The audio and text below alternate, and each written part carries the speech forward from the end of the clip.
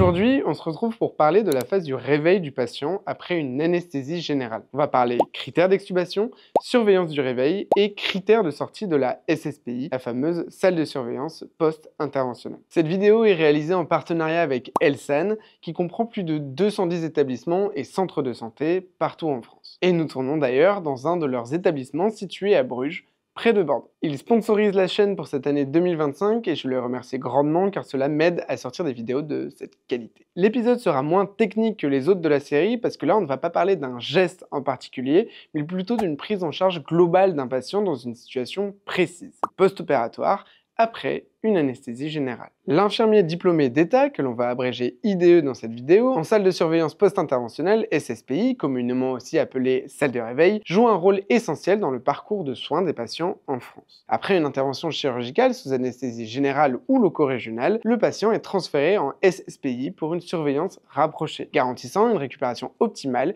et la détection précoce de potentiels complications. À l'arrivée en SSPI, l'IDE reçoit le patient accompagné du médecin anesthésiste ou de l'infirmier anesthésiste diplômé d'État, l'IAD. Une transmission détaillée, bien évidemment effectuée, incluant l'identité du patient, ses antécédents médicaux, le type de chirurgie réalisée, les éventuelles complications survenues en péropératoire, ainsi que les prescriptions spécifiques, notamment en matière d'analgésie. L'IDE procède ensuite à l'installation du patient, en veillant à son confort et en initiant, si nécessaire, une oxygénothérapie. Le monitorage est mis en place, comprenant l'électrocardiogramme, le CG, la mesure de la pression artérielle non invasive, la PNI, la fréquence respiratoire et la saturation pulsée en oxygène, SpO2. Les alarmes des dispositifs de surveillance sont réglées et activées pour assurer une vigilance constante. La mission principale de l'IDE en SSPI est d'assurer une surveillance rigoureuse des fonctions vitales du patient. Surveillance respiratoire, on l'a dit, avec l'évaluation de la SpO2, de la fréquence et de l'amplitude de la respiration, l'observation de la coloration cutanée pour détecter une éventuelle cyanose, signe d'hypoxie, et détection de sueur pouvant indiquer une détresse respiratoire avec une hypercapnie notamment. Pour les patients encore intubés, une attention particulière est portée au sevrage ventilatoire en évaluant les effets résiduels des agents anesthésiques et des curares avant l'extubation. On aura l'occasion d'en reparler plus spécifiquement au moment de l'extubation. On va également surveiller l'hémodynamique avec la mesure régulière de la pression artérielle et de la fréquence cardiaque avec une fréquence accrue en cas d'instabilité hémodynamique du patient. Toute anomalie telle que tachycardie, bradycardie, hypotension ou hypertension est immédiatement signalée au médecin anesthésiste pour une intervention appropriée. En cas de modification de l'ECG, un tracé 12 dérivations est réalisé pour une analyse approfondie. La prise en charge de la douleur en post-opératoire est une priorité en SSPI. L'IDE évalue régulièrement l'intensité de la douleur à l'aide d'échelles adaptées et administre les analgésiques selon les prescriptions médicales. Une attention particulière est portée à l'efficacité du traitement antalgique et aux éventuels effets secondaires afin d'ajuster la prise en charge en collaboration avec l'équipe médicale avant la sortie de SSPI. Dans certains cas, des patients seront sortis intubés du bloc opératoire. Lors d'une anesthésie générale, le patient va recevoir des médicaments provoquant une narcose et parfois une paralysie des muscles respiratoires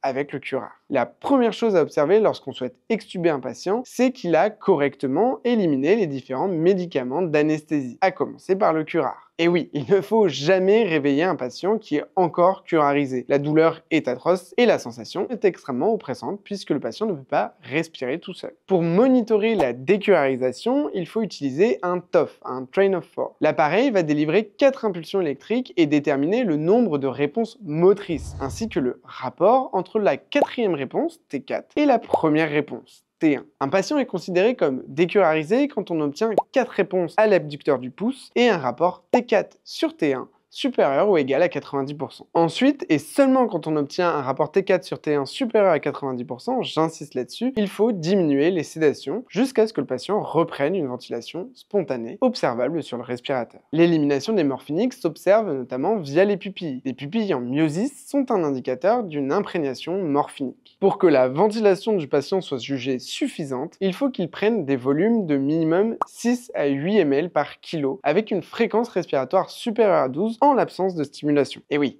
si jamais vous stimulez votre patient en le secouant et qu'il obtient grâce à ça une fréquence supérieure à 12, ça ne compte pas. Mais pour que le patient soit extubé, il faut également qu'il n'ait pas de défaillance hémodynamique et qu'il ne soit pas hypotherme. Si c'est le cas, on retardera l'extubation. Il faut également que le patient ouvre spontanément les yeux ou au minimum à la demande. Il faut également s'assurer qu'il ait récupéré le réflexe de déglutition et de tout. Il faut également veiller à diminuer le trigger pour augmenter la sensibilité du respirateur pour que le respirateur détecte bien les mouvements respiratoires du patient, qu'il détecte bien l'envie du patient de respirer. Ah oui, et on ne mettra jamais une aide à 0 au patient parce qu'il faut toujours à minimum compenser les tuyaux. Essayez de respirer dans une paille, même si vous n'avez pas eu d'anesthésie générale, vous allez voir que c'est très compliqué à la longue, alors imaginez si en plus vous êtes dans le coltard et que vous avez déjà du mal à respirer. On laisse toujours une aide minimale pour compenser la résistance des tuyaux. Une fois que tous ces critères sont respectés et que le médecin anesthésiste réanimateur a donné son accord, alors on peut procéder à l'extubation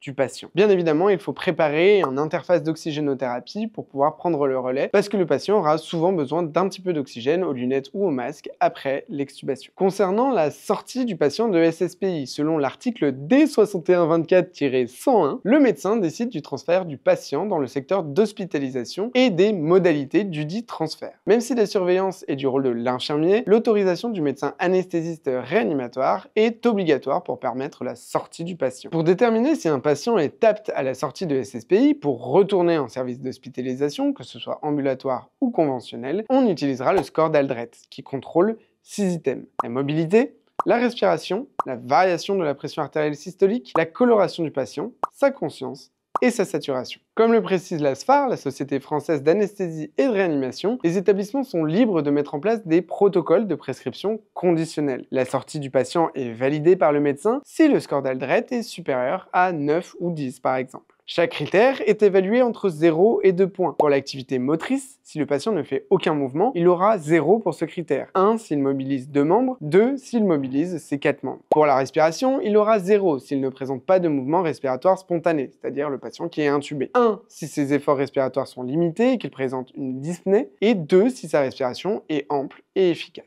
Concernant la pression artérielle, il faudra comparer sa tension à celle qu'il avait en préopératoire. S'il y a plus de 50% de différence avec la tension initiale, son score sera de 0. 20 à 50%, son score sera de 1, et moins de 20% de différence, le score sera de 2. Concernant le critère de la conscience, 0 correspond à l'absence de réveil à l'appel du patient, 1 correspond au réveil lorsqu'on l'appelle par son prénom, et 2 lorsqu'il est complètement réveillé. Et enfin, le critère de la saturation pulsée en oxygène avec 0, si le patient a une saturation inférieure à 92% avec complément d'O2, 1 si le patient a besoin d'oxygène pour avoir une saturation supérieure à 90%, et 2 si sa saturation est supérieure à 92% en air ambiant. Il faudra ensuite additionner l'ensemble des critères, et si le score total obtenu est supérieur à 9, le patient peut retourner dans sa chambre d'hospitalisation. Voilà, on arrive au bout de ce tutoriel qui est adressé du coup aux infirmiers qui travaillent en SSPI. J'espère que ça aura pu vous éclairer si jamais vous êtes sur le point de prendre un poste ou si jamais vous voulez tout simplement approfondir vos connaissances ou alors même vous êtes étudiant infirmier et que vous allez faire un stage en SSPI, et ben vous allez un peu plus voir ce qu'on attend de vous au cours de ce stage ou au cours de votre intégration justement en salle de réveil post-interventionnelle. N'hésitez pas à me faire votre retour en commentaire, à liker et à partager la vidéo bien évidemment, à vous abonner à la chaîne si ce n'est pas déjà fait. Et je remercie particulièrement la clinique Jean Villard dans laquelle on tourne cette vidéo de nous avoir accueillis dans de si bonnes conditions. Et moi je vous dis à la prochaine. Salut. I'm in a big house with people I don't know. There's a reason